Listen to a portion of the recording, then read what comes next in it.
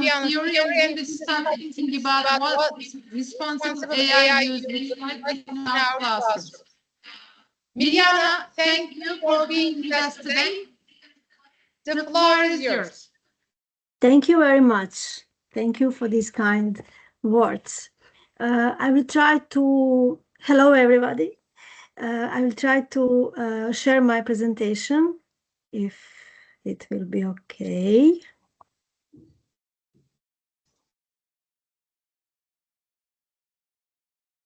Can you see it?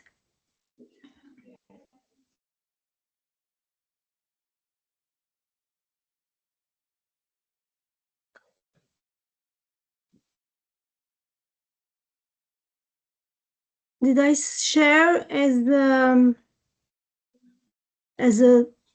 PowerPoint? There is no problem with the sharing, Mirjana. We have seen your presentation. Okay. That's fine. We can do it. Just a second. Give me just a second, please. Yeah.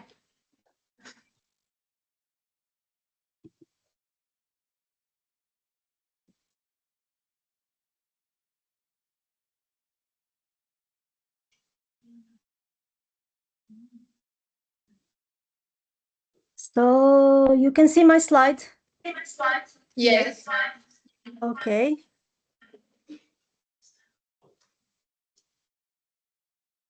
So hello everyone, once more time, and welcome. I'm so excited to work with you today. In this 19-minute presentation, we will explore how to integrate AI tools into your future classroom responsibly and ethically.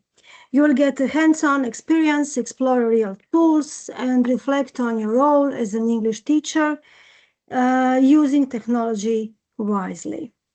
Okay, so my name, as your teacher already said, my name is Mirjana Gacina Bilin, and I am a mathematics and computer science teacher. I live in Split in Croatia, a beautiful coastal city along the Adriatic Sea with a history of over 1,700 years. I work in a medical high school. This is a secondary vocational high school. It has 7 different courses, such as this one that you can read on my screen. Anyway, so what you will learn today, by the end of our session, you will not only be familiar with information, what is AI, basically, trustworthy AI principles, but also you will have a toolkit of ideas and activities. I hope you will have a toolkit of ideas and activities to bring AI into your future classroom on a responsible way. So let's break the ice. Before we start with my lecture, think about where AI is already part of your daily life, to share your ideas, to have some feedback from you.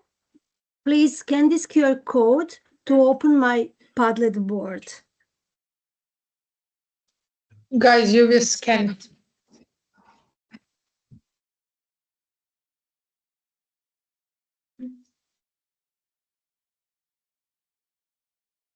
May I?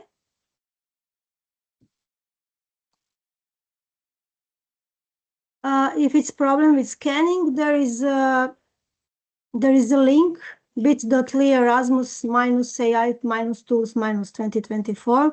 So also it is possible just to write this link in the web browser. Are you done, guys? It's okay, Mirjana. They're not connected. What? They are all connected. They are already on the Padlet. Yeah. Okay. Yes, that's fine. Okay, thank you very much. So, as I said before, think about where AI is already part of you everyday life. Is it on your phone, on your Google Translator, Spotify playlists, whatever you think it is? Please share your thoughts in this first column of the Padlet. You can just click plus button, as you can see on my slide, to add your ideas and then continue with the rest. You can fill with your name or just nickname. It's not so important to have a real name. And put your answer. So question also you can read from the Padlet, considering how AI is already integrated into your daily life. I will give you a few minutes, okay?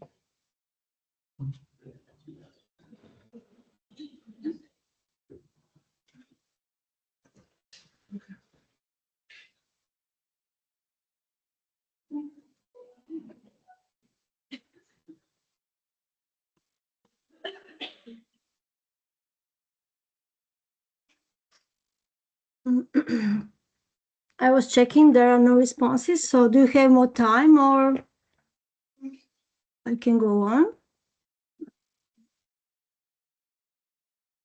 Do you need more time? Yes, they need more time. Okay, I will wait. Please just let me know when you will be ready, okay? Okay.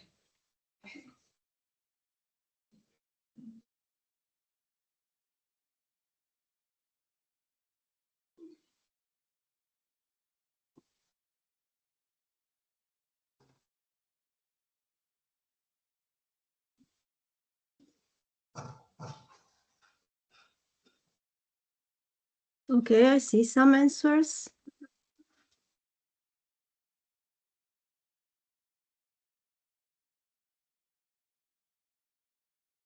Answers like AI is already a big part of our lives. For example, in the apps on our phones, such as apps that uses algorithms. Then about cameras and songs, assignments. It helps us find homework questions that you cannot find on the internet. While studying, I use AI for new ideas. Brilliant. Most of my homework. AI is becoming a big part of a student's life. I believe so.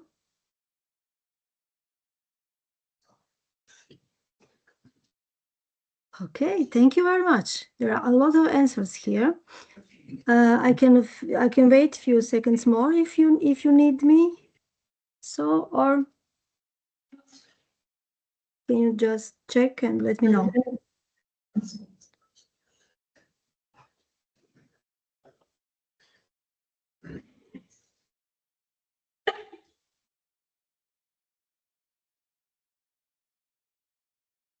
So as I can see, more or less, a lot of students using AI in everyday life. And this is something which I was expected.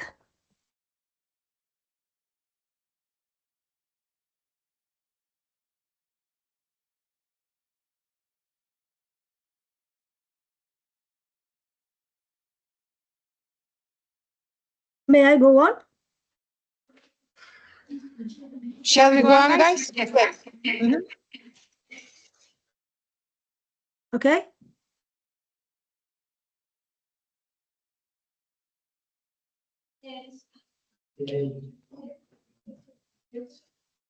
We may go ahead, Mirjana. Okay, so I read already a few answers from the Padlet. The rest will be all the time on the Padlet, so they can read each other later if they will be interested in the answers of their friends. Now I want to encourage you to take a part in this lecture, to share your thoughts and experience with all of us, and possibly offer suggestions on how to improve the educational process using AI on a daily basis in the classroom. We will come back a little bit later on this question. So, content of this first part of the presentation will be first, we will explore what artificial intelligence actually is. Together, we will find some examples of its implementation in our everyday lives. Then we will discuss about implementation in educational process. How can we use AI in a classroom? What problems can AI pose? How can we help students to use AI? And we will explore practical classroom AI tools. So it makes perfect sense to begin this presentation with the question, what is artificial intelligence? I suppose more or less your students actually know the answer. So one of the definitions can be artificial intelligence refers to the development of computer system that can perform tasks that typically require human intelligence. So these tasks include learning, reasoning, problem solving, decision making, visual perception, language understanding, and translation, and also, of course, speech recognition. The goal of artificial intelligence is to create machine or system that can mimic or simulate human intelligence to a certain extent. So here I have one. It's not a task because we are not in the classroom. It's just idea. One example actually, one application which can use visual perception, language understanding, and translation. So it is, of course, about application Google Translator. I suppose all of you, more or less, you have already installed this application on your mobile. So if you want to try to use this application, you can just launch the application, then you can choose, for example, an English language on the left side and your language on the right side. After that, you can click on a camera icon in the bottom right corner on the screen, point your mobile device to the text in the framed image, and hold for a few seconds. And this is the way how this application will actually recognize, so visual perception works. It will recognize object, image, or text, and then it will use this task, language understanding and translation, and you will get some great feedback.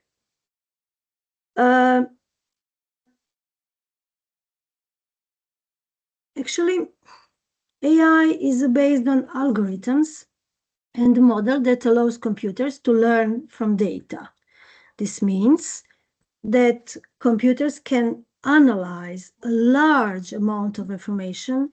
It can recognize patterns and use that information to improve their performance or make decisions. So, for example, facial recognition system use AI to identify individuals in photos or videos. Actually, AI is a computer system designed to perform tasks that typically, as I said before, require a human intelligence. So now I would like to ask you, actually I asked before, you answered me on my first column of the Padlet about some examples of artificial intelligence. So I will just open the rest of the slides just to remind you. Some of these examples are already on the Padlet, some not. So one of them are chatbots, then smart assistants, then e-payments, search algorithms, media streaming. So all of these examples are actually, they're not just from the classroom, of course, they are from everyday life, and all of them are supported with AI. Smart cars, navigation application, facial recognition, text editors, and social media feeds. So, first example is a chatbot. I'm sorry, I have to stop for a second because all the time I can hear double my voice in a double way. I'm not sure why. Do you hear also double as I, or?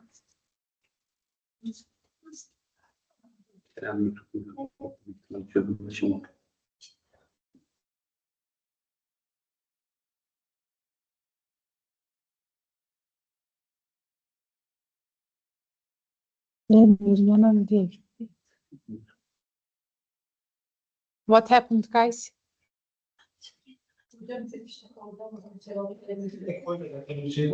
Mirjana, Can you hear me? Can you hear me now? Couldn't, yeah. Have you changed something, Kerem? Okay. Okay. Our students couldn't hear what you said. Could you please repeat it once more? About chatbot or the next? I was just asking, can you hear me in a double as I hear myself?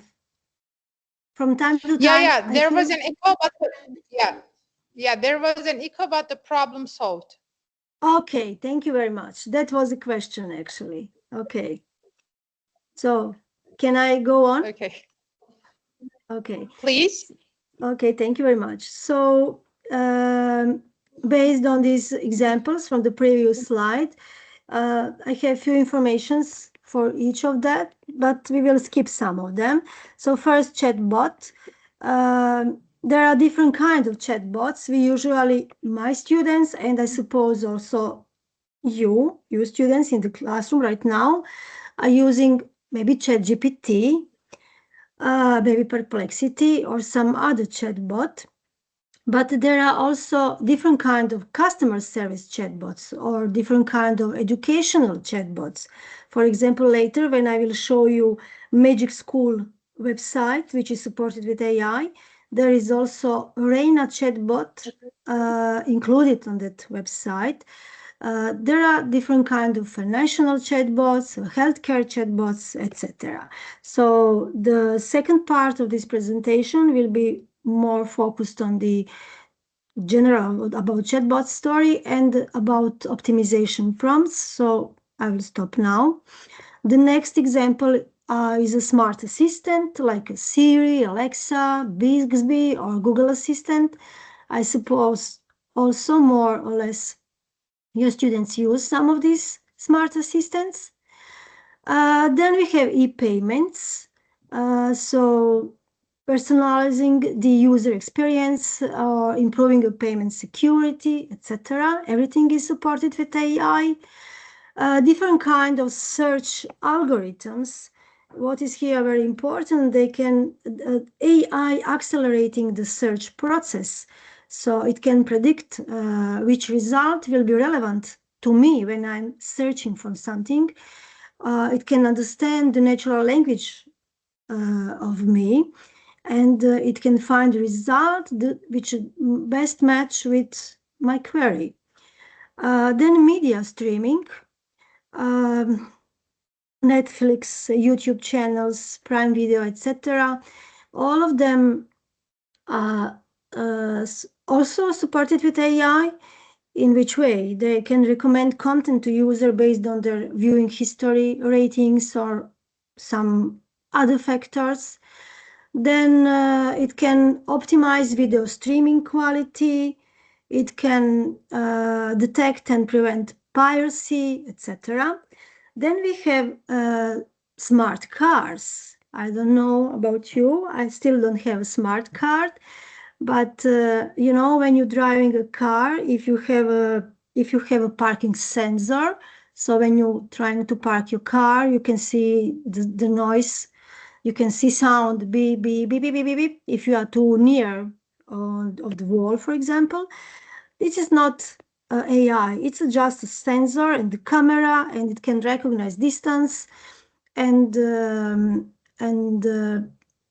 let us know if we are too close of the wall or some other object.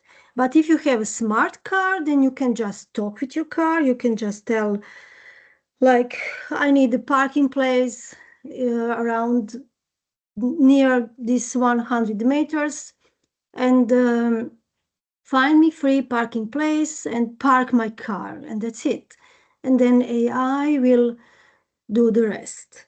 This is one way how you can use AI in smart cars. Then navigation application. You know that Google Maps, for example, can offer you real-time traffic updates, can optimize a route for you, can analyze data from different kind of sources, and including parking sensors or camera feeds, and be your parking assistants, etc. Facial recognition. For example, access control. If you have a smartphone with a camera, and if you switch on facial recognition and adapt to your face, it can be a way to lock your mobile, or for marketing, or for healthcare. Then text editors. This can be interesting. First, I will skip on translation because I suppose all of you heard already about Google Translator or maybe Microsoft Translator. So I mentioned Google Translator on my beginning of my presentation. Both of them can help you in communication with in translation, yeah, from one language to another language. What Microsoft Translation can do is also creating conference room. It's not possible with the Google Translator. So, for example, you can create a conference room with this one. Just a second. With this one here, if you can see. Can you see my cursor, my mouse, that I'm showing right now? Can you see it or no?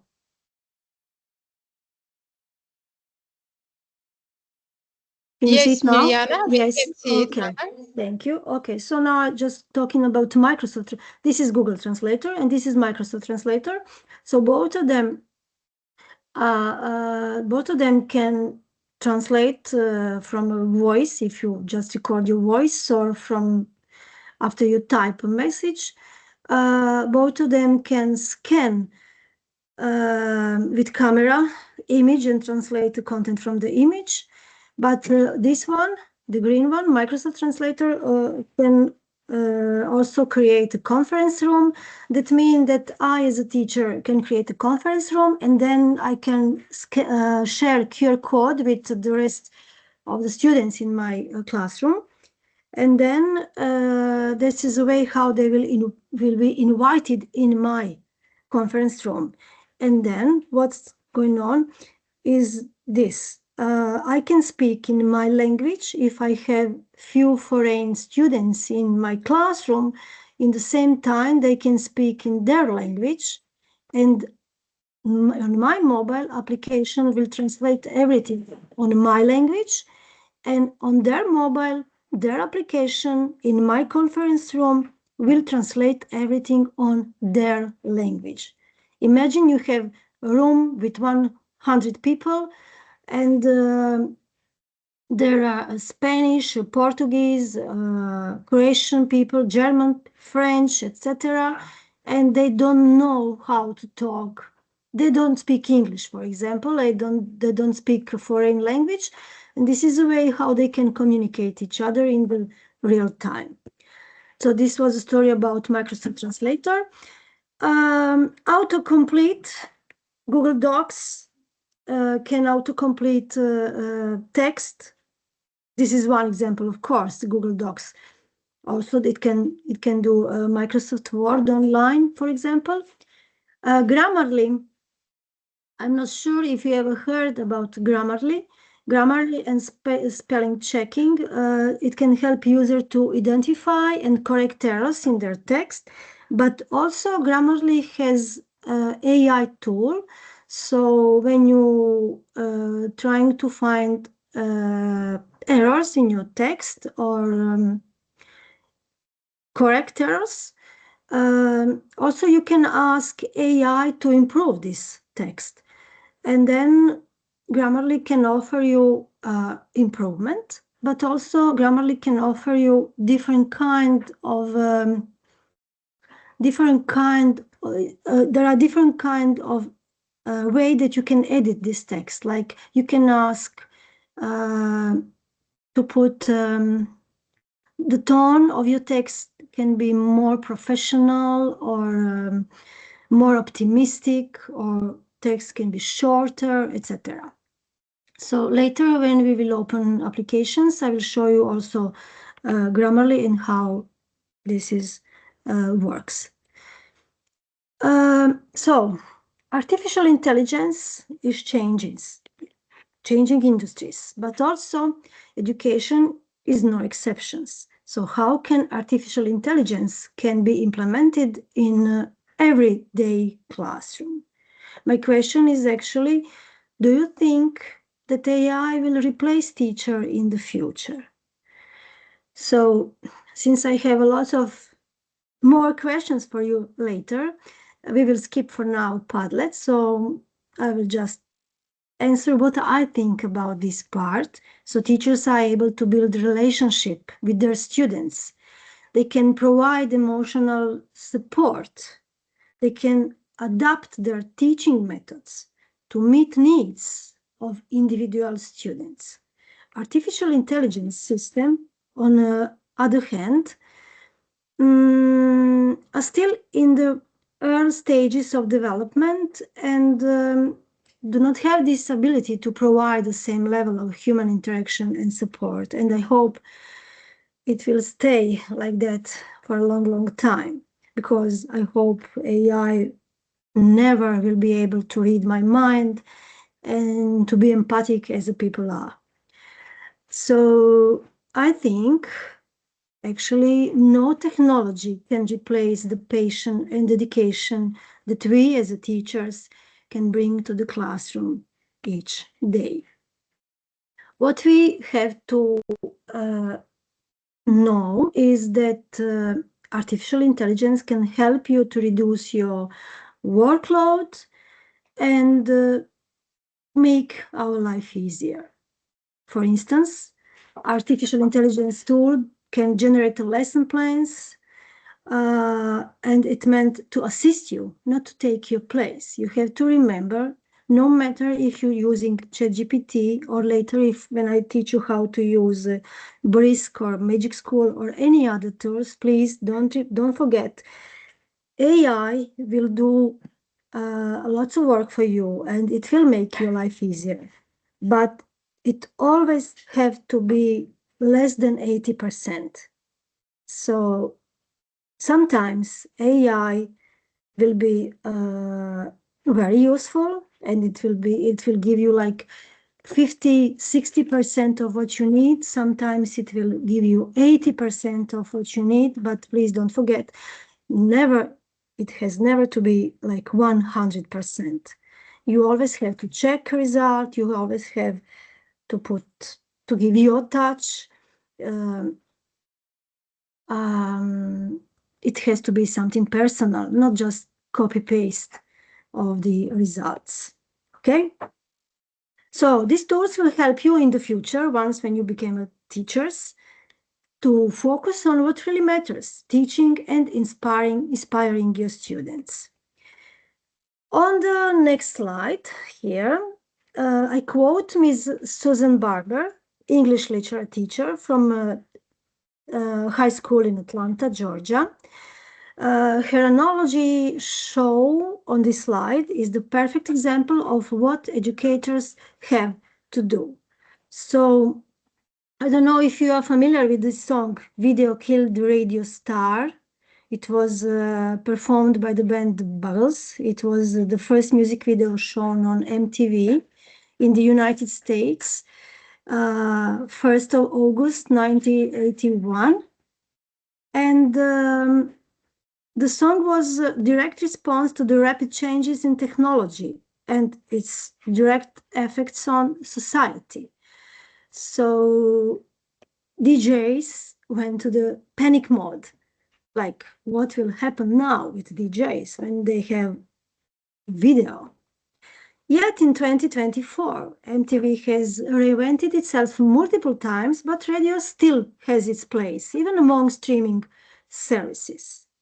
So, as Susan Barber said, when the ChatGPT launched, followed by this article, The Death of High School English, she said, I had no doubt teacher would adjust and move forward. Her initial thoughts were less centered on catching students using it, but rather on figuring out how to incorporate ChatGPT into teaching and learning. Okay? So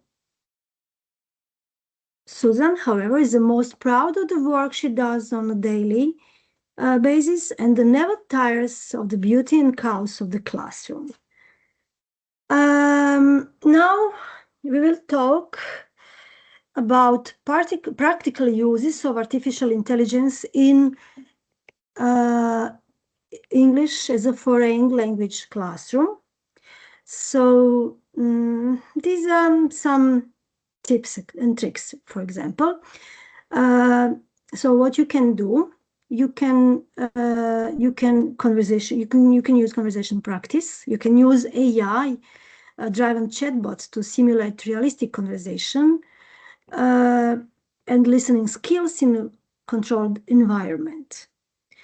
Then about vocabulary development, also, there are AI algorithms. They can analyze individual learning patterns and they can recommend personalized vocabulary exercises. One example is, but not the best example, is Duolingo. Duolingo is application, mobile application, and also there is a website.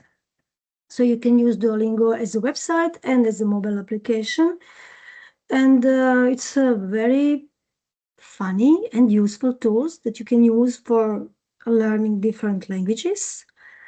And it is supported with AI. So application for analyze my learning patterns and then recommend vocabulary exercises and different other exercises, so I can learn new words and I can learn a new language actually. Then there are AI tools that can evaluate written assignments for grammar, for syntax, for coherence. This system provides instant feedback on errors, suggests corrections. It can offer improvement tips. On the other hand, AI-powered autocorrect and grammar checker, commonly found in word processing software and language learning platform, it can assist learners to identifying and correcting grammatical errors as they write. So as I mentioned before, Grammarly is one application that you can I use it often, so you can use also for the writing practice. And grammar instruction. So it can adapt grammar lesson based on individual learners' strengths and also weaknesses. Anyway, now I would like to ask you about different AI tools that you maybe know and you used before. So please, if you can open again my Padlet board, in a second column, you can share your ideas about tools that you know, you are familiar with them, AI tools, of course. You can also find on my Padlet in the second row my ideas, my suggestions of some tools, but first try to write your ideas before you read mine.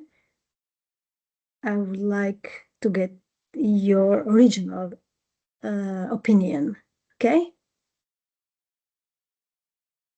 I will stop and give you 5 minutes. I hope 5 minutes will be enough, okay?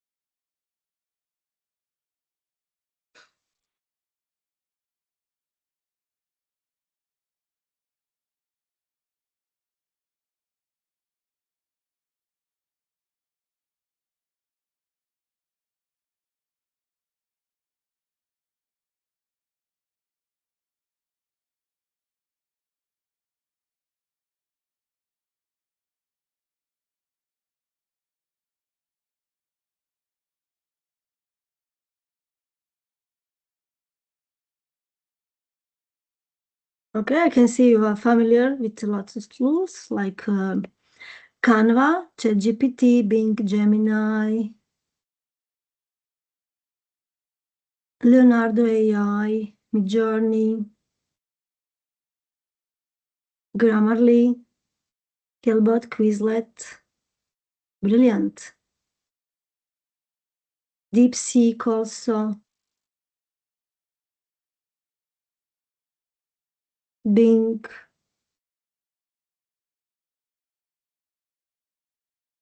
Notebook, Killbot.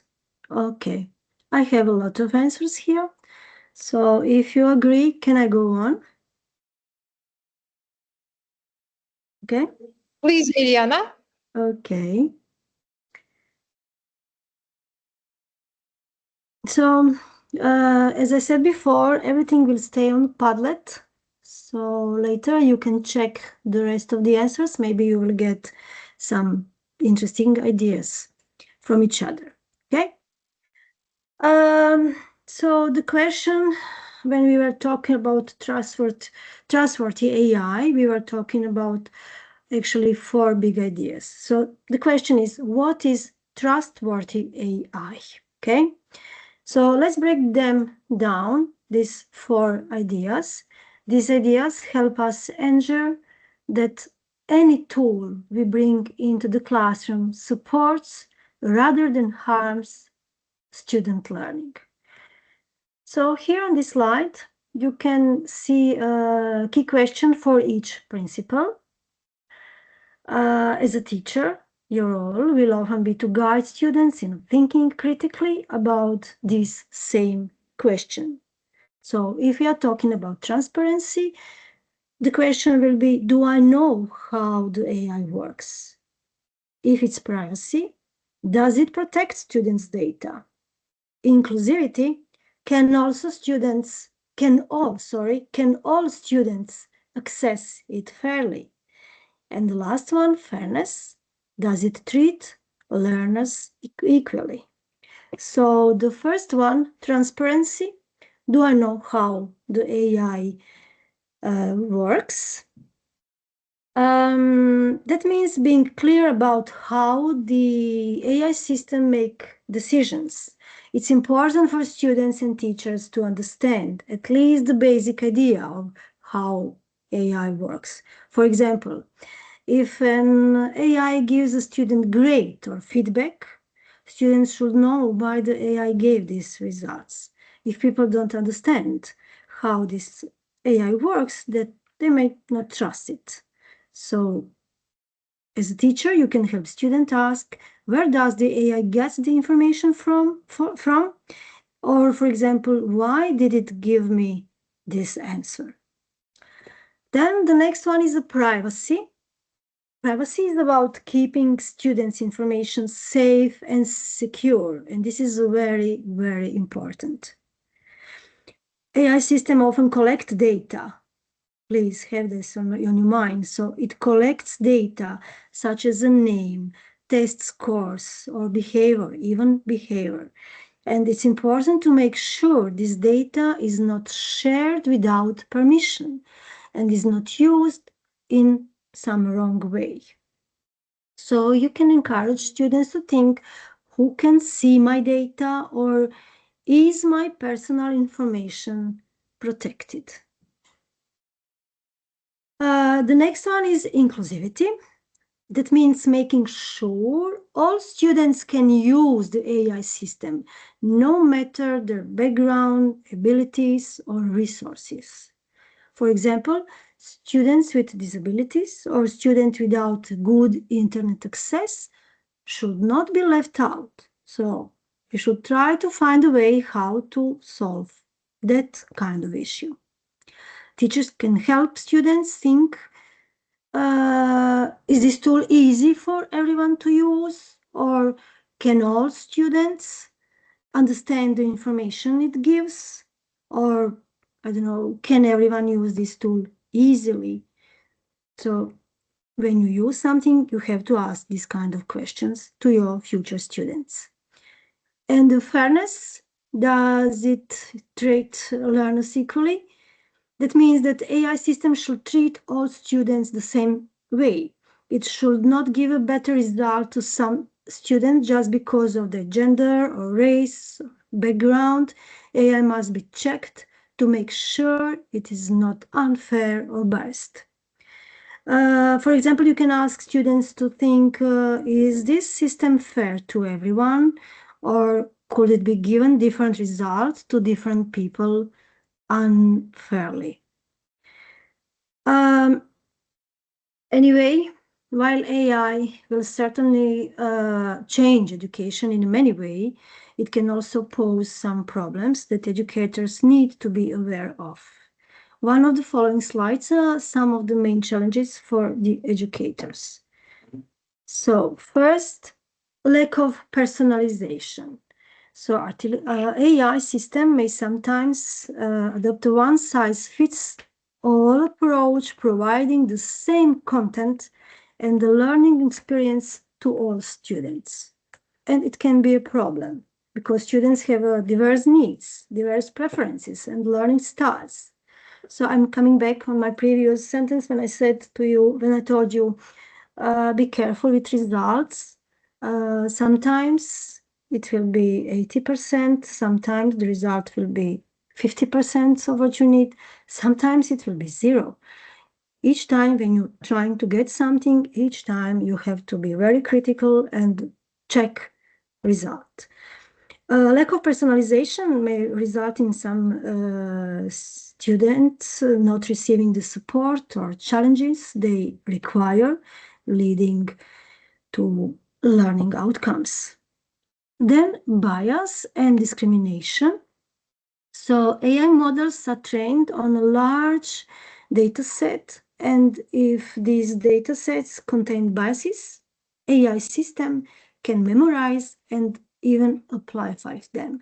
So for example, if historical data used to train an AI language model is biased, the model could unintentionally display biases in its responses or content recommendation. So AI application in education, such as the automated grading, for example, can unintentionally discriminate against certain groups if the training data reflects existing biases. So you have to be careful about biases and discrimination. Then dependence on technology. The ability of students and teachers to think critically and solve problems can be compromised by dependence on technology. When we are talking about dependence, can you imagine to be without your smartphone for the next 24 hours or even longer? I'm not sure that you can imagine that. So this is also one kind of dependency that all of us, already have. Data privacy and security, I mentioned this before. So since AI systems often require access to large amounts of data, including personal information about students, it's very important. I just repeat it again. I will repeat again. It's very important that you have to be very careful when you are using data of your students, and rather put some nicknames in AI tool. For example, if you are creating some classroom in some website like Magic Student or quizzes. So if you will create classroom for your students and you will invite them in this kind of classroom, then you can share for them nicknames. It doesn't have to be the real name. So this is a way how you can protect them. Then here you can see 4 pillars of trustworthy AI. Transparency, privacy, inclusivity, and fairness. So for example, for transparency, ChatGPT can explain how it created an answer. So when you ask ChatGPT about anything, after you get a feedback from ChatGPT, you can ask this chatbot, why did it say that? Or how it created an answer, based on what? About privacy, Zoom has settings for protecting participant data. So the question is actually, is student video secure? We are now using Teams. Teams is a part of the Microsoft Office package. So Teams has also settings for protecting your data. Then inclusivity. So text-to-speech apps, for example, that support multiple languages. I have here a question, does it support Turkish or Croatian language? So some application doesn't support lots of languages, so it depends what we are using. Fairness, AI grading tools that may show bias toward native English speakers. So AI essay score. This is one application. And we can ask a question, does it favor native English? Because, lots of applications are developed for the English area English language. And this will be one of the issue that you will have in the future to find appropriate tool that can use both English and Turkish language, for example. As I have in my country also problem when I want to use combination English and Croatian language.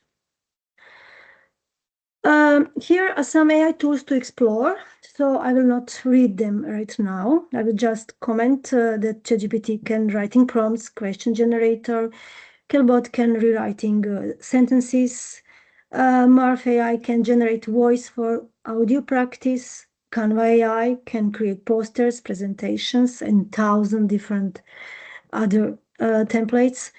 Edpuzzle can add questions to videos, etc. All of these links you will be able to find on my Padlet. I think it's third or fourth row. Column, we will see that a little bit later, okay? So this is just that you have on your mind, that links are on the Padlet and you can use later as idea.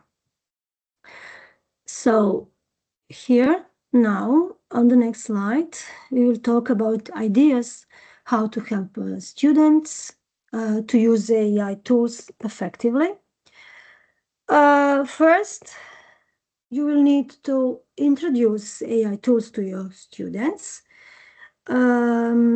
Integrate these tools into your lesson to help students learn specific subject matter.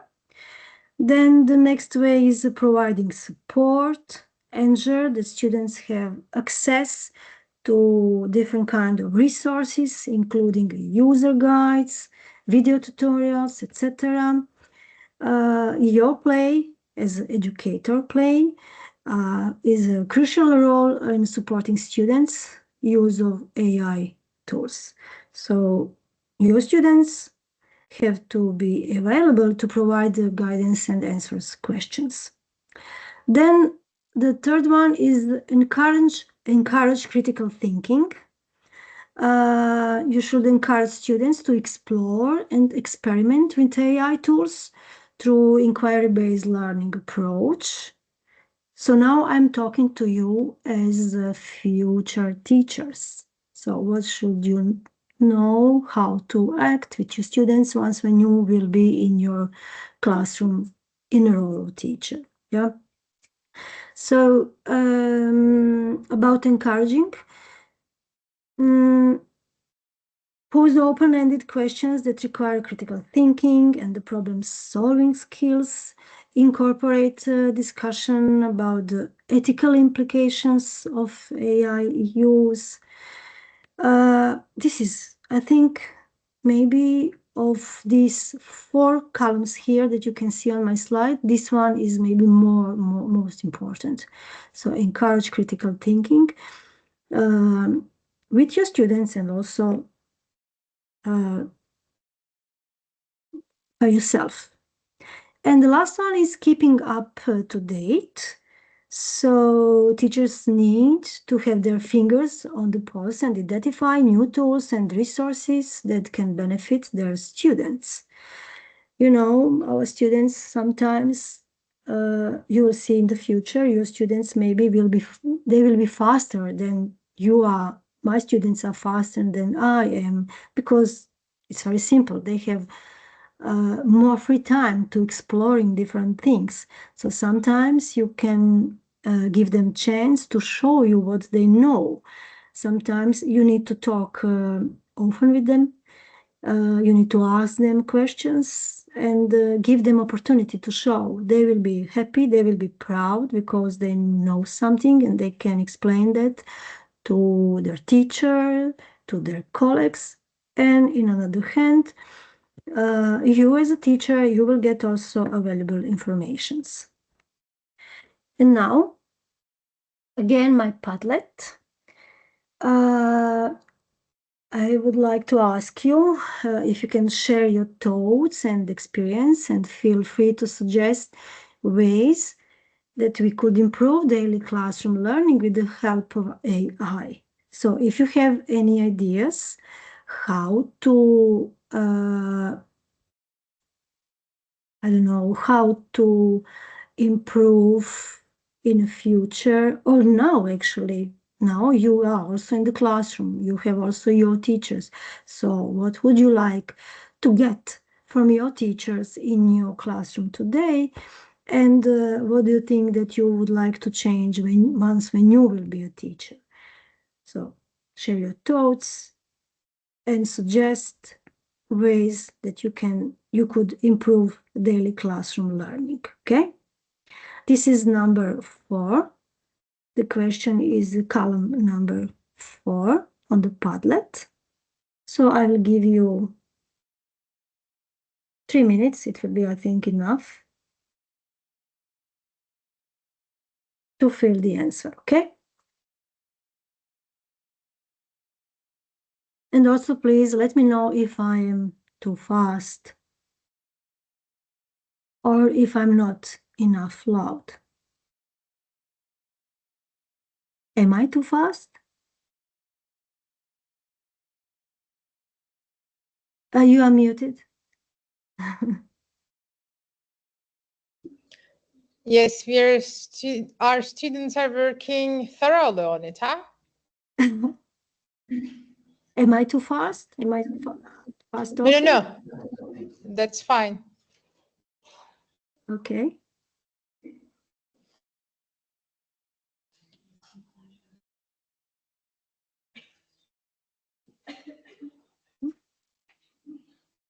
Now I will try to do something. Oh, can you see Padlet? Yes. Okay. Okay.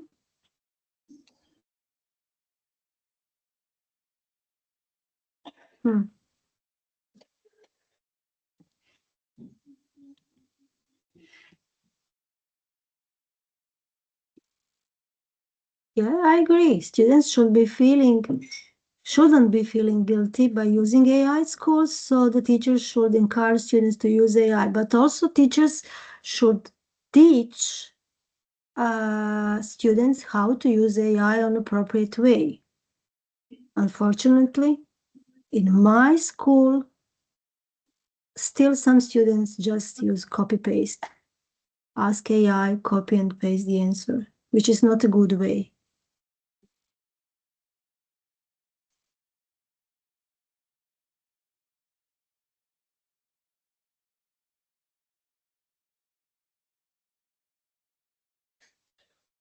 We could.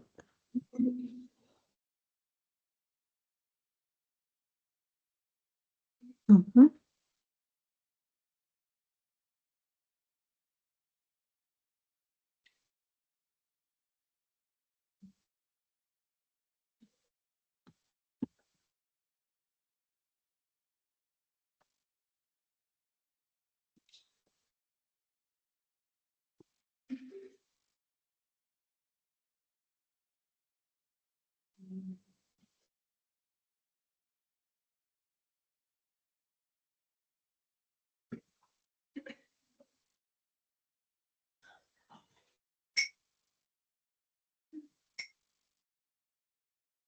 Yeah, finally someone right. AI hallucinated a lot, even if they developed a lot. So I will teach my students how the AI works and explain the AI predicts the thing that it's going to say. I would also teach different tools to use because different AIs give a different answer. It's correct. Yeah. Brilliant. She stole my words from the next slides. We can use AI for make songs.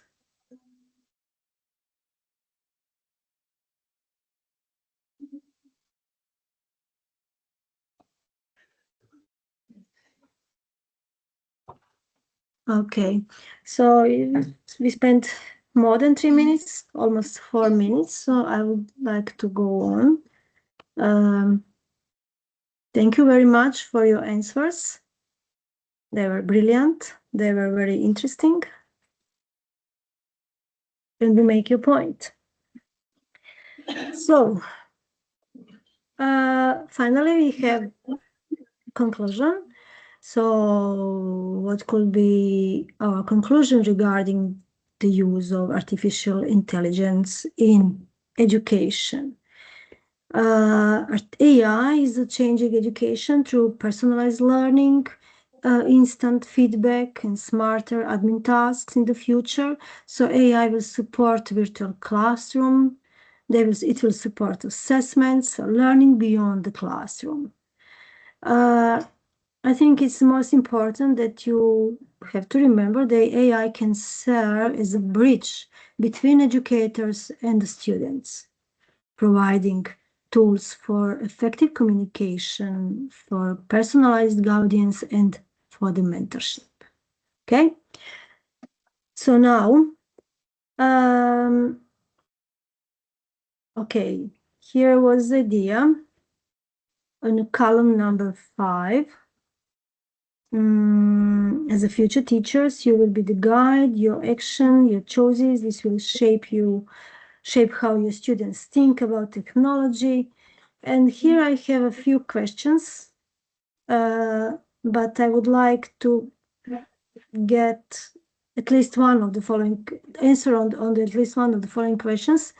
So since now is the 4:15, maybe just one answer will be enough, not all of them. I will bring again Padlet back, just a second, to read questions. Okay, so here we have questions. How can I model ethical AI use for students? Sorry, it's not a Padlet, it's just a, sorry, it's here.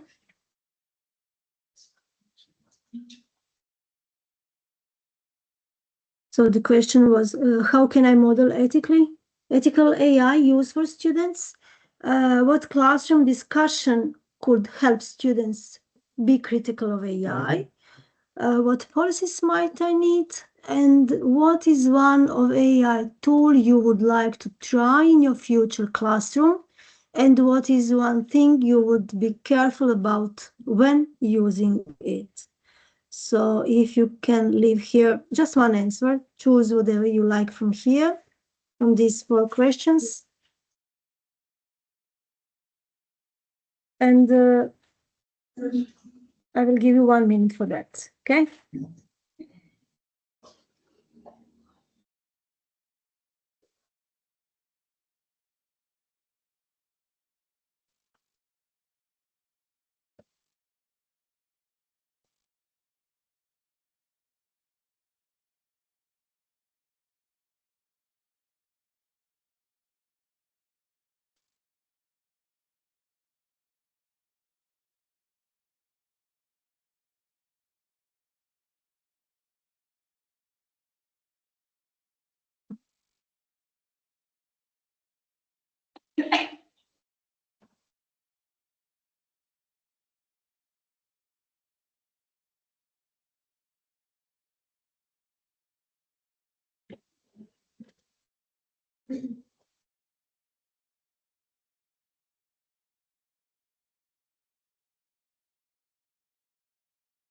Model ethical use by showing honesty, giving credit to AI tools.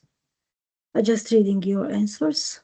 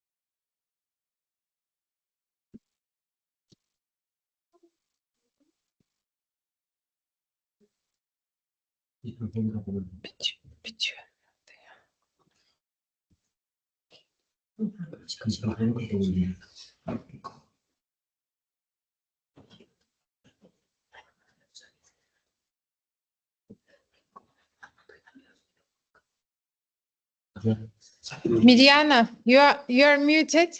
We can't hear you.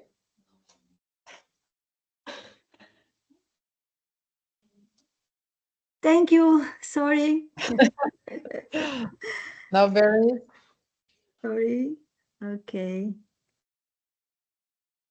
So, okay. So as you can see, we didn't finish yet. The next part is about chatbots. So chatbots, as you know, is a computer application that use AI to simulate conversation with human users through the text or voice interaction. And here you can see my examples. It's not all, of course, there are thousands of different chatbots. Most of the time I use ChatGPT. From time to time I use Perplexity. Here, just a second. Okay. Then DeepSeek also. Okay. Okay, DeepSeek. Gemini is a chatbot from the Google, so you have to be logged in a Gmail account to use Gemini. For Perplexity, you can create Perplexity with any account. It doesn't matter if it's Hotmail or Gmail, etc. ChatGPT also. This is Copilot. You need a Microsoft account for Copilot, so it can be Hotmail or Outlook. Jasper, Claude. So I want to tell you this. For example, ChatGPT and Perplexity, and also Claude, they can work without account. I have to admit, DeepSeek, I'm not sure if it can work without account, but the rest, they can work without account. But if you are using chatbots without account, there will be some limits. And first of all, you will not have a history of conversation. If you create account with ChatGPT, on a ChatGPT, free account, not the premium one. So if you are using a free account, actually you are using ChatGPT 3.5 version. That means that you will not have answer which is covered in real time. It's always 2 years behind real time if you are using ChatGPT 3.5. So this is one issue, of course. The other issue is that there are another limits, like in ChatGPT 3.5, it's not possible to upload a PDF document or some image and ask chatbot to do something with this PDF document. In another hand, if you are using ChatGPT 4.0 or some other premium, if you have other premium account, then you will have results in real time. You will get results in real time. You will be able to upload any document, any type of document, and ask chatbot whatever you want based on that document. And why I'm talking this? Because for the last 6 or 7 months, ChatGPT has a plan to launch. They're preparing a new version, ChatGPT 5. They didn't launch yet the new version. In the meantime, they let us to use premium version from time to time. So once when you log in ChatGPT account, actually as soon as you logged in, you are using premium version ChatGPT 4, and you will be able to ask ChatGPT about 6, 7, or 8 prompts. And after you spend these prompts, it will be automatically switched to free account. And if you will again need, from some reason, if you will need the premium account, you will have to wait for the next few hours. So every few hours, sometimes is like every 3 hours, sometimes 5 hours. I have to admit, I'm not sure why, what is the reason of changing this time, but anyway, imagine this, every 3 or 4 hours, you will be able to use ChatGPT 4, even if you have free account, okay? And you will be able to ask for approximately between 6 and 10 prompts using this payful account, okay? About Perplexity is also similar, like ChatGPT when I'm talking about free account or premium account. Then on the next slide, there are some AI chatbot comparison parameters. So for example, here the first one is conversational capabilities. It's so for the conversation capabilities, you can use, for example, Claude. Then text generator, you can use ChatGPT, you can use also Claude. Then for a presentation generator, you can use Gamma or Canva. I have to admit, when you are using any of these chatbots for creating presentation, you will actually get outlines. So you will get the content for the slides. So if you have a premium account, then ChatGPT will be able to generate for you presentation in PowerPoint, and you will be able to download this PowerPoint presentation, but design will be bad. So if you will need some generator for presentation, you will use Gamma or Canva. Image generator, you can use Copilot. For me, it's the best.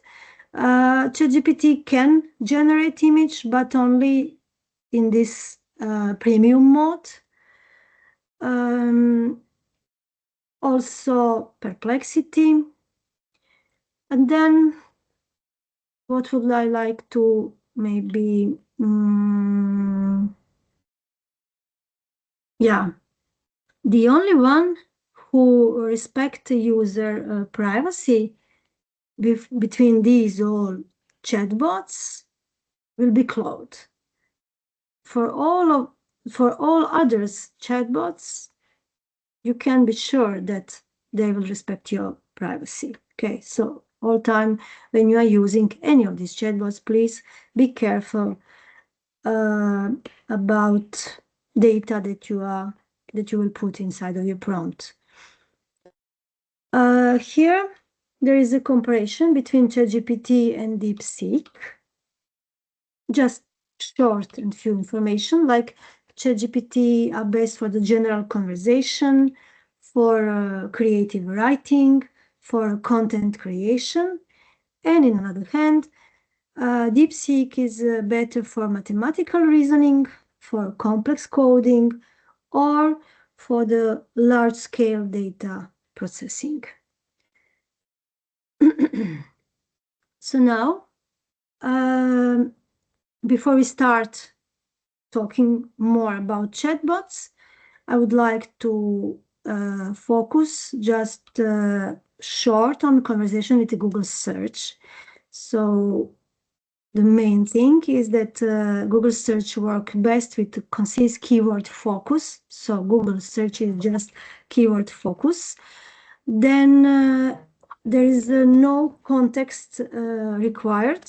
Doesn't require detailed context or complete sentences, just keyword. Then what else? You will get multiple results. It will return a list of search results from different sources. and you will be able to choose the most relevant link between them. And Google search is not designed for ongoing dialogue, so no conversation flow. In another hand, when we are talking about conversation with AI chatbot, they are designed for a natural language input. So prompts can be phrased or as a complete sentence or question, mimic human conversation.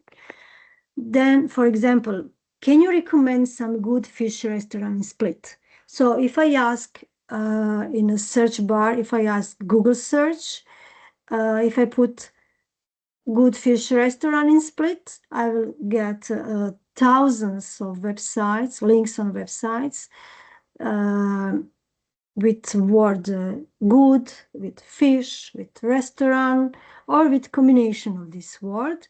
Of course, I can put this sentence in apostrophe, but still it will not be, the feedback will not be great. But if you ask some of these chatbots, can you recommend some good fish restaurant in Split? They will recommend you specific restaurant, good restaurant with fish, and specific in my town in Split. Providing context helps AI chatbot to generate more relevant response. For example, I'm looking for a fish restaurant in Split that are good for a romantic dinner. So something specific. I'm searching for something very specific. And what else? I will get a single response. So it will give me a coherent response based on my prompt. And then we can refine my request or ask a follow-up question with the same conversation. Like I can ask, for example, what's the weather like in Split today? And then ChatGPT or some other chatbot will give me an answer, like weather is, I don't know, sunny, so it's a sunny day outside. And after that, I will just follow up with the next question, do I need an umbrella? So chatbot will just continue with conversation. It will understand that I'm talking about using umbrella that day in a specific city. So AI chatbot, actually, they can remember details from a previous prompt, and then it will provide a more tailored response. So here, conversation flow. So if we compare chatbot with Google search bar, this one is ideal for detail, context-rich prompts, and for interactive conversation, and it will generate for us single response answers. So how to formulate a prompt to get a best result? First, you need to talk to the AI as you would the person. Then you need to set the stage and provide the context to get the best results, provide enough background in your prompt. For example, if you are looking for a technical assistance, outline the problem clearly. For example, if you ask explain the theory, it can be very confusing for our chatbot. But if I ask explain the theory of relativity in simple terms for high school students, then I will get a great feedback. Tell the AI to assume an identity of or profession. For example, pretend you are a historian. What was the significance of the Roman Empire's expansions? So it helps. It helps actually AI to create for me a relevant response. Keep AI chatbot on track.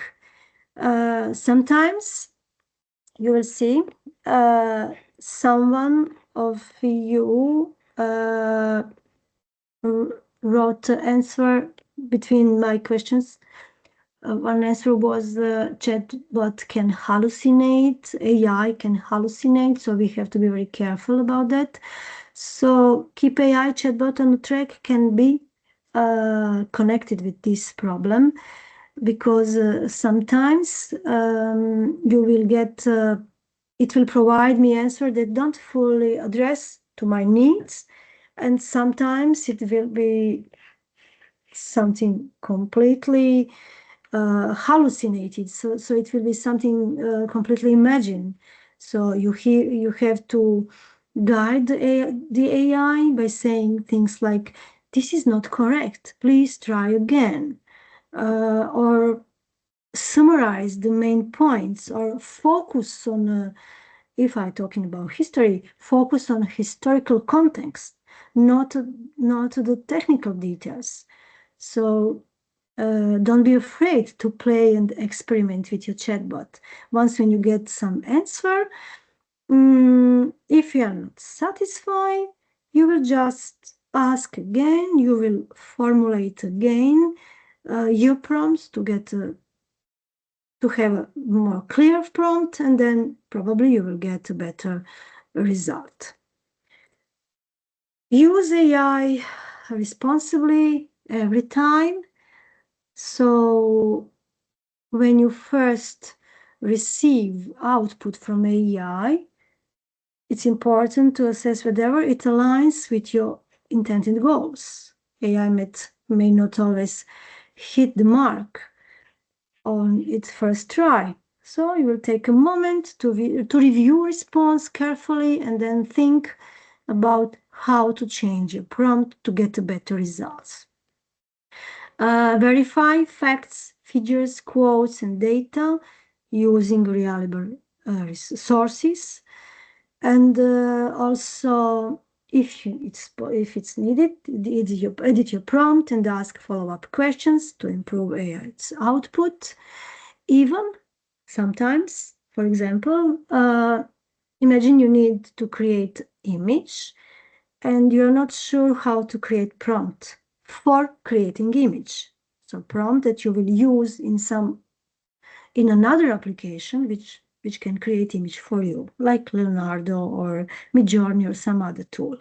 Okay, so you can open ChatGPT and you can explain ChatGPT, what would you like to get, what kind of image would you like to get, and ask ChatGPT, create me a prompt for creating that kind of image.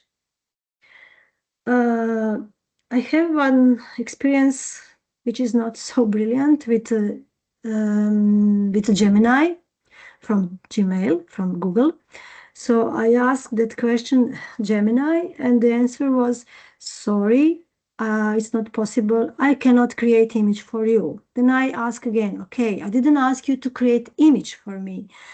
Please just create me a prompt which I will use for creating image in another application. And the answer was the same. Sorry again, I cannot create image for you. Then I ask the same question ChatGPT, and as soon as I ask, I get result, not one.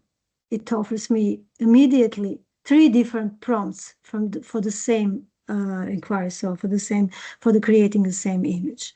So what was the point of this? When I was using, in this case, when I was using Gemini, it was unuseful completely.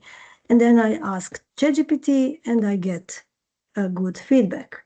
So don't forget that you have lots of different chatbots, and sometimes you will need to ask more different chatbots the same question, and then compare results and see what will be best for you. Okay, and what else here? So revise the result to reflect your unique needs, style, and tone. And you are the only one who is responsible for everything you create with AI. So always be transparent about if and how you used AI. That means that if you need to prepare presentation for your teacher or some seminar for your teacher, the first problem can be, you can ask ChatGPT, please create me content for my presentation or create me content for my seminar about some topic, okay? Then you will get feedback, and then you can copy result, paste, and send to your teacher. And then tomorrow your teacher will call you and ask you, okay, what is this about? This is, everything is wrong. It doesn't work. This, what's going on here? You cannot say, you cannot tell your teacher like, I'm sorry, it's not my mistake. This is by AI, because you are the one who is responsible for everything you create with AI. That means that once when you get feedback from AI, you need to check everything, you need to edit a little bit, or you can, maybe you will need to edit lots of things, depends of your prompt, depends of ChatGPT, chatbot, etc. Okay, so this is the one thing. And another thing that you need to remember, each time when you are using AI, you should write, you know, when we are using different resources from the websites, for different websites, or when we are using different books because we need to create something, so we are exploring, you should have at the last slide or on the last page of your seminar, you should have a list of the sources, okay? So this is the same. If you will using ChatGPT or Copilot or any other tools for creating anything, it doesn't matter, you should put on the last page, maybe not content created by chatbot, by AI, but you should put sentence like, maybe I was using AI for, partly using AI for creating this text, especially if you're using, for example, Midjourney or Copilot for creating images. So when you use this image, when you put and copy and paste this image in your seminar or on your presentation, you should put created by Copilot or created by Gamma, okay?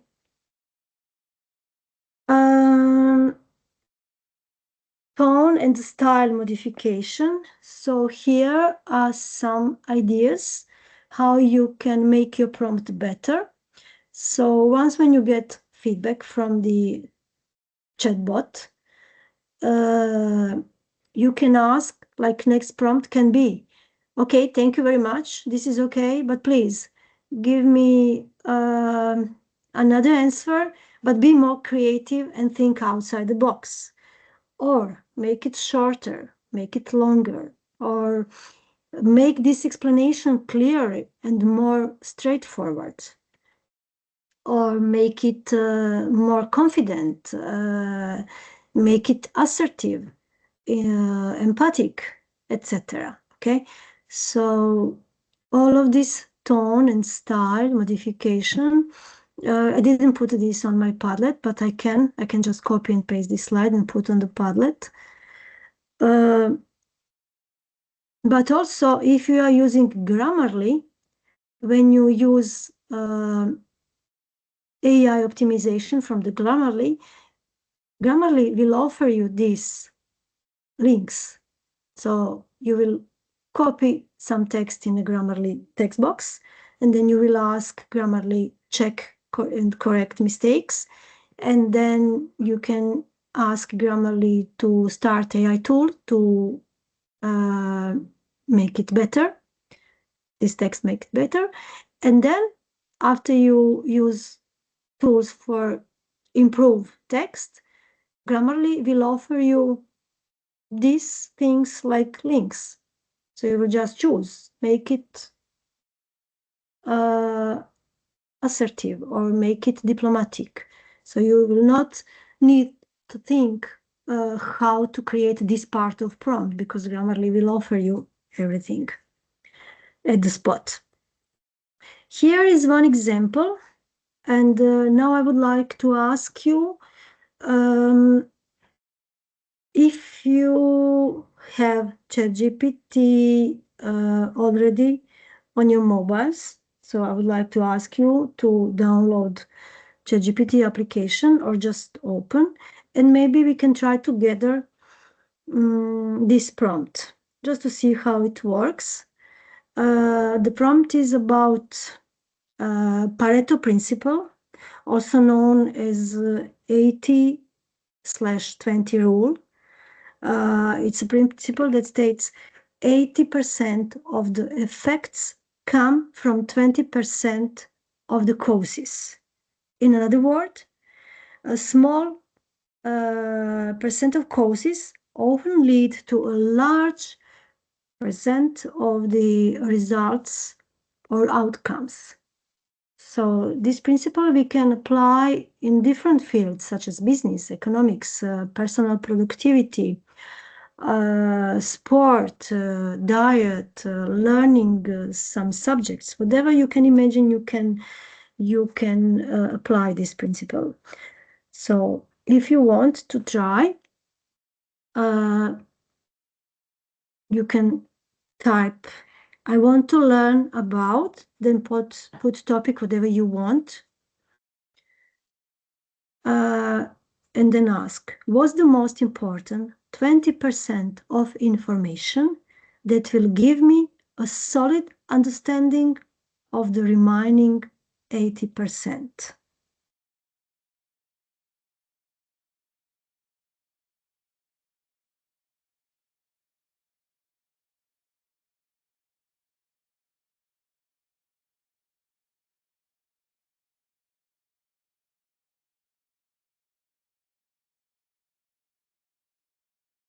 You said that? Can you ask them? I can copy and paste this text to the Padlet, or they will just type from the screen. Can you repeat it, Mirjana? Okay. They can type this prompt based on the screen. They can read it from the screen, yeah? Or I can copy and paste to the Padlet, and then they copy from the Padlet, whatever you think it's better. Okay, they can copy and paste it. No problem. Okay. Will you do it on Padlet or you can do it on your own, guys?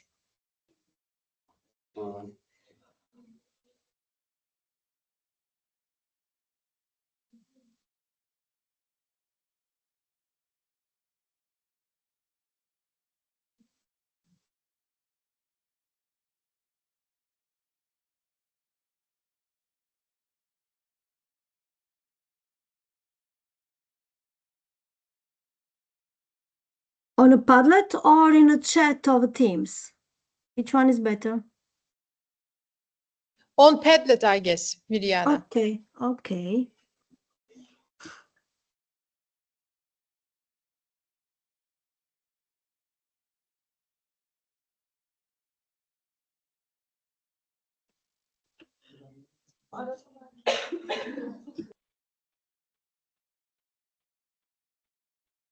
It's here.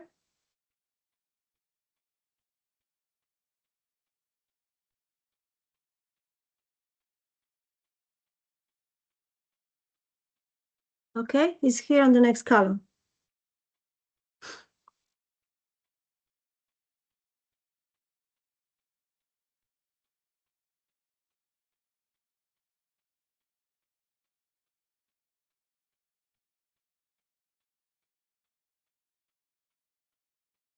We will try together just this one example. I will not bore them with the other examples. I just would like to see if they will get some interesting result.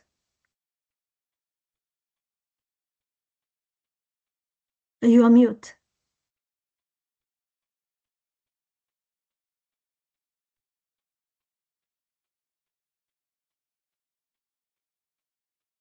Now, Mirjana, do you want them to copy what they got from the Padlet to or ChatGPT to your Padlet? Do you want it?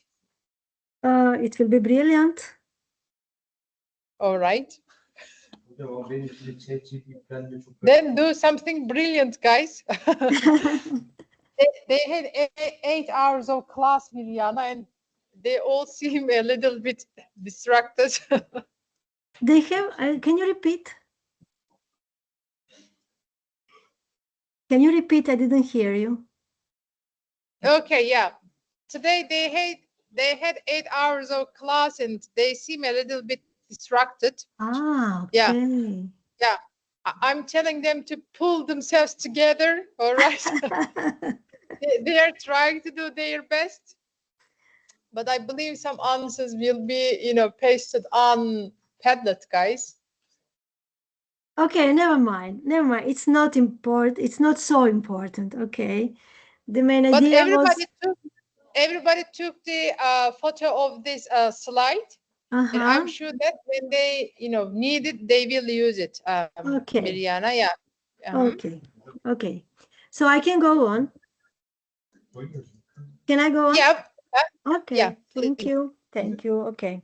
So on the next slide, we have another prompt. You will not type anything. We just comment. For example, this is about learning something. The prompt is, I'm learning about history of Split. Can you turn the key lesson into story or metaphors to make it easier to remember? I think this also can be very useful. So if they want, they can take a photo. If not, it doesn't matter. We can go on, okay?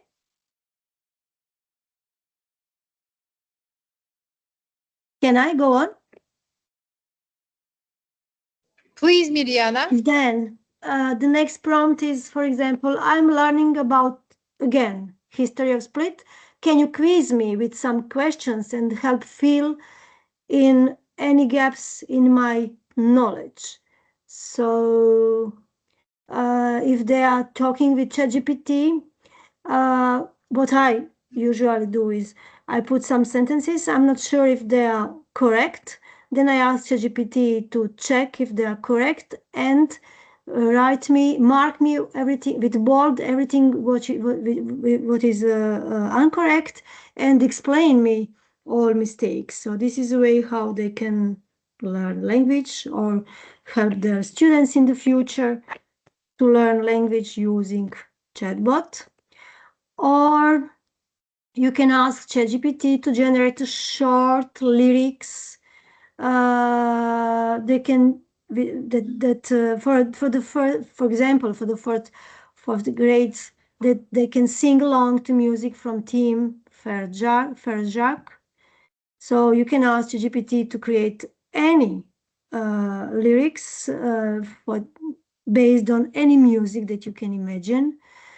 Or an English as a foreign language teacher need help preparing an assessment on irregular verbs for the 8th grade students. So when you ask ChatGPT about something like this, you need to put a stage, like you need to explain what do you need, help preparing assessment, for whom, for the 8th grade students, and about what? About irregular verbs, yeah?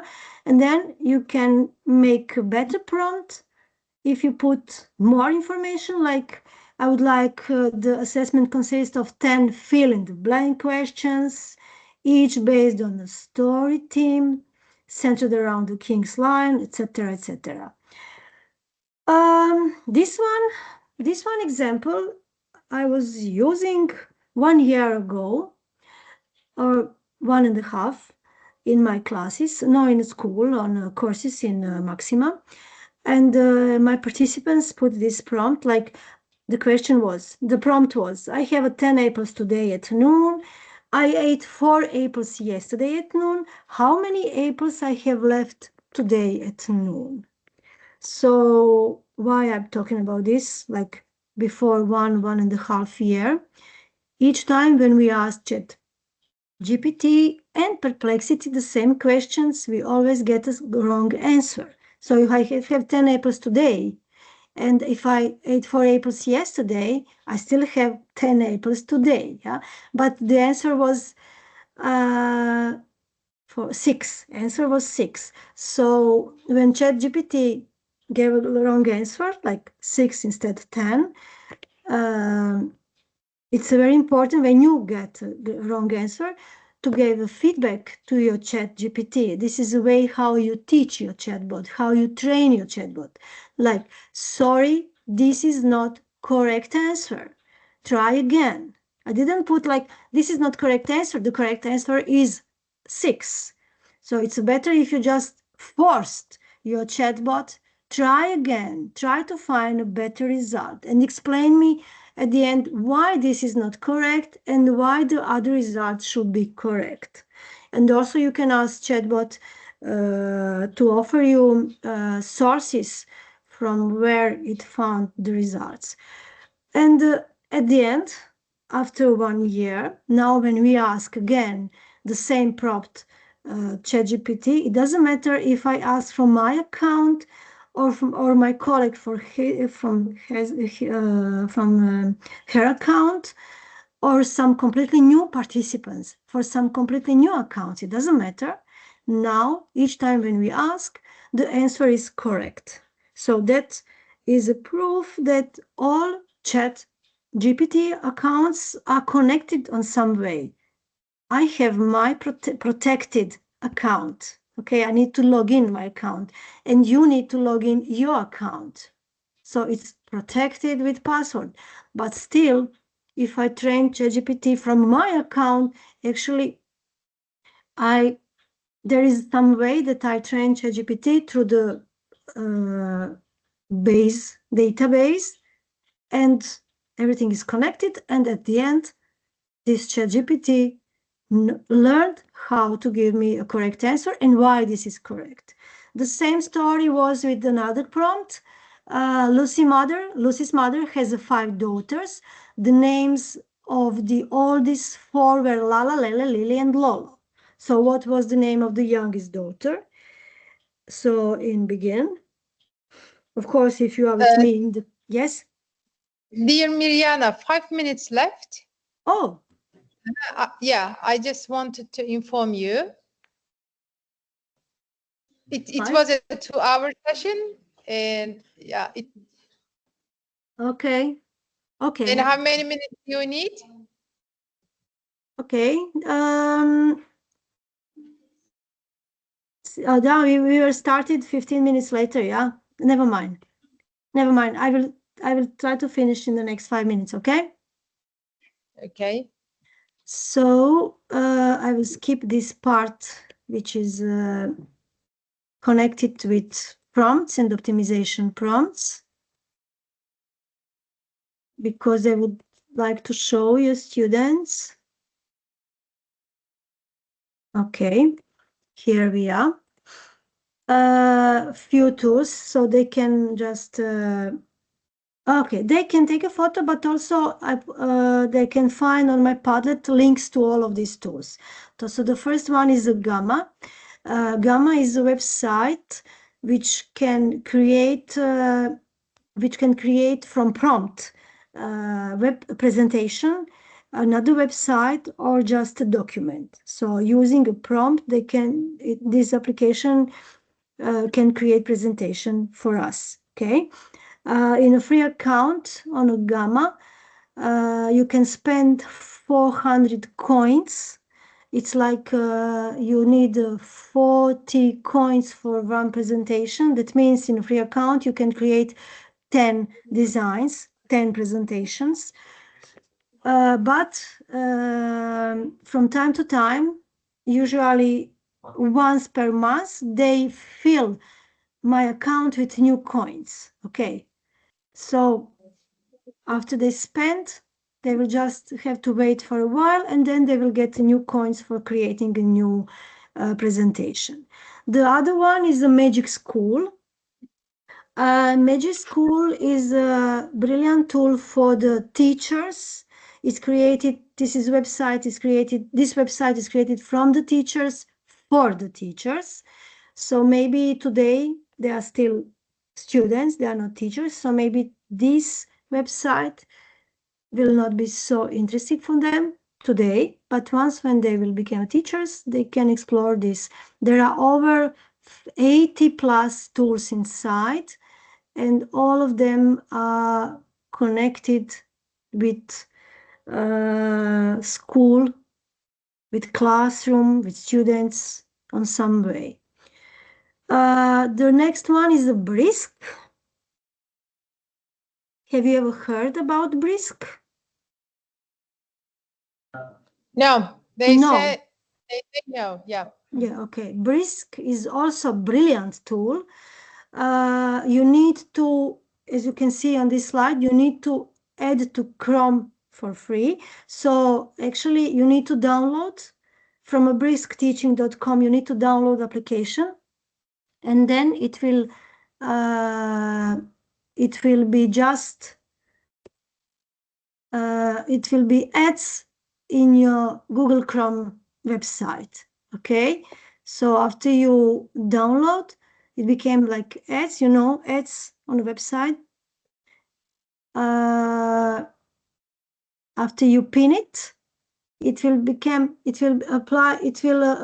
appear here in a toolbar. You see, this is address bar, and here I have some ads. This is ads of Brisk. So if you want to use Brisk, you just need to click on this icon, okay? And when you click on this icon, it will appear on the website. So here I have print screen of the website, what is cyberbullying?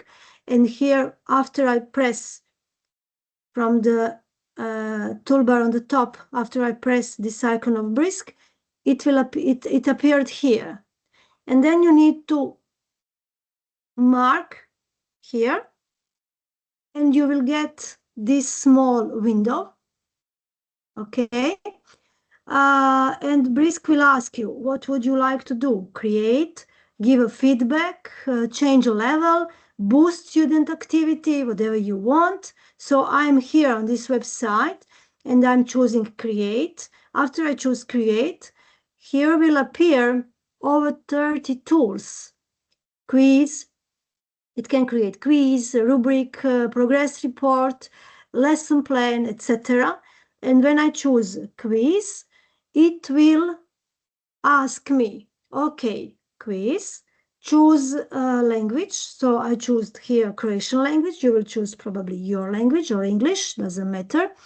Then here you will here will appear a message, create quiz about this web page, but also you can change this part. You can just type over this, you can type, create a quiz about whatever you want. It doesn't have to be connected with this web page. Even here is attachment file. You see this icon small? This is for uploading. So even you can upload your own document and ask create a quiz about this document. Here you can choose a grade of students. You can choose a type of question and number of question. And then next step, it will ask me, would you like to create a new Google document? And questions will be in this document, or, which is great, it can create additional Google form. So it will create a Google form. So all questions will just appear in a Google form, as you can see on the next slide. So here I have quiz about cyberbullying and with questions. So in 3 seconds, you can create quiz based on whatever you can imagine. This is just example about quiz, but also, as I said before, you can create a lesson plan or presentation, even presentation or something else. So This I will skip because I would like to show you just how Gamma works, and that's it for today.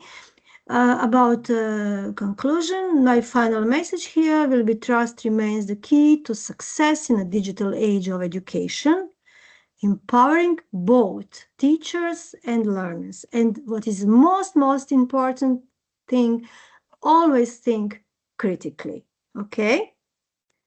So I will close my presentation and just open Gamma to show you the last thing.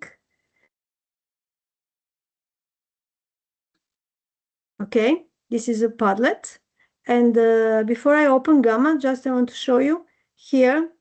Here they can see and find all links on chatbots, all different chatbots with links. Here is a Gamma link, Magic School link, Brisk, and this they can skip. And then here are different tools which for those who want to learn more. Okay, so this is something they can skip, but also they can take a look if they will be interested. So now I will open Gamma. Here is a Gamma.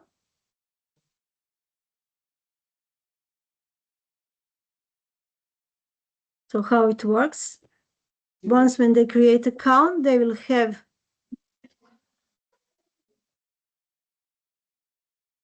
sorry.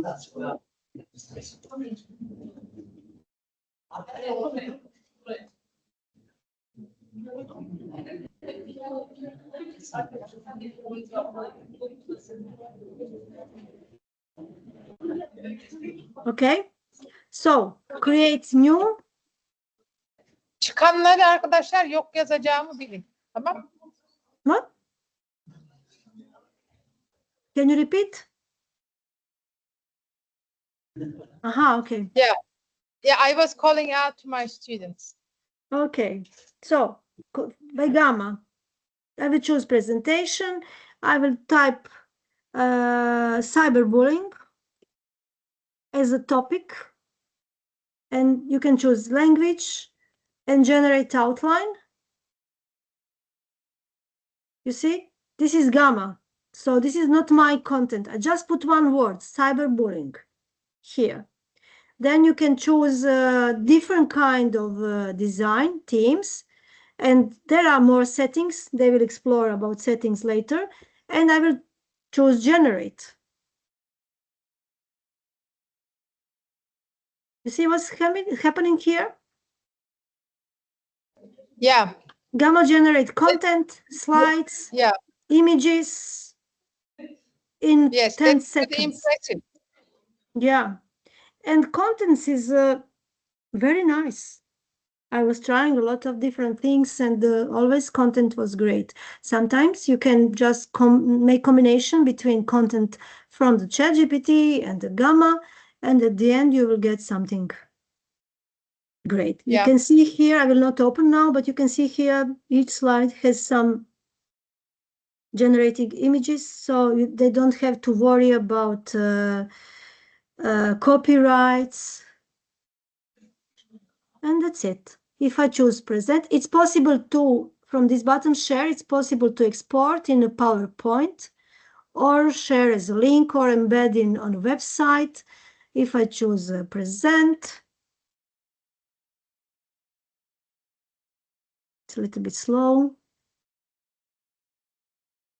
So this is online now, okay? What do you think about this? Truly amazing. I had never used it, but from now on then, yeah.